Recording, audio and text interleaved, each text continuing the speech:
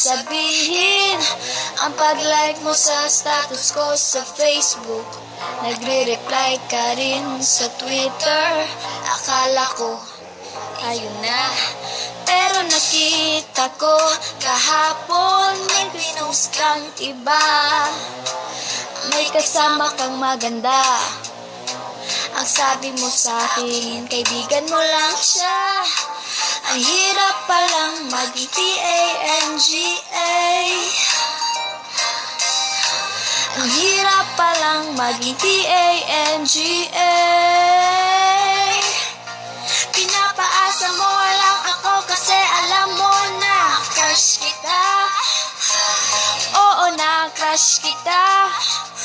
Pampihira o dati pa. May patanong-tanong ka pa kung sino yung nasa Facebook status ko. Hoy, tungkol yan sa'yo.